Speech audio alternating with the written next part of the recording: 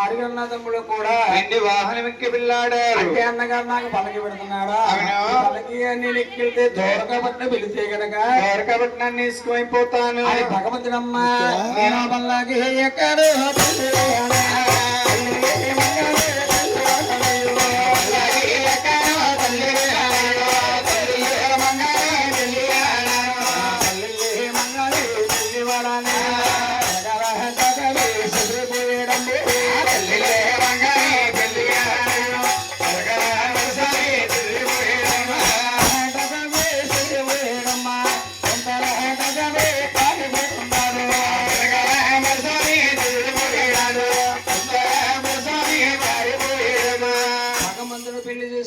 ఇష్టమలేక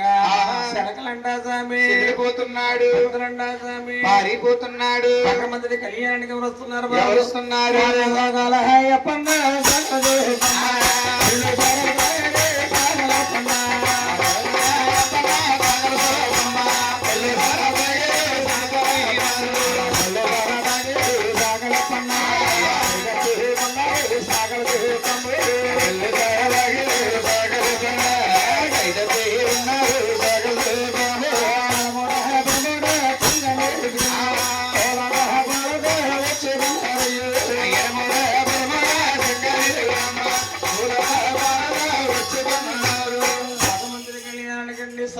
వస్తున్నారు అదే దారిలో భగవంతుడు వచ్చేస్తున్నాడు వచ్చే దేవుడు చూసి సాగలవారంటారండి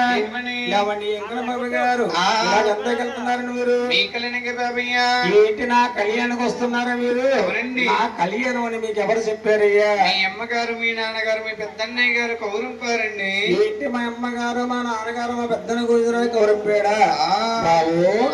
నేను పెళ్లి చేసుకోవడానికి ఇష్టం లేదయ్యా పెళ్లి సిడిపోయే మార్గం నుండి సిద్ధారెడ్డి గారు మీ కళ్యాణం జరిగితేనే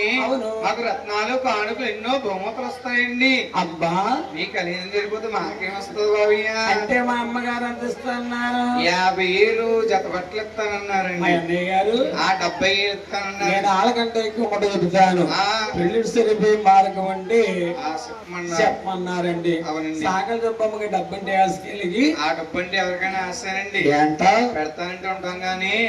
కొడతానంటే ఉంటామా అవును వెళ్ళిపోతారు కొడతానంటే భయపెడి పారిపోతాం పొండుకి వెళ్ళిపోతాను రేపు నుంచి బాబాయ్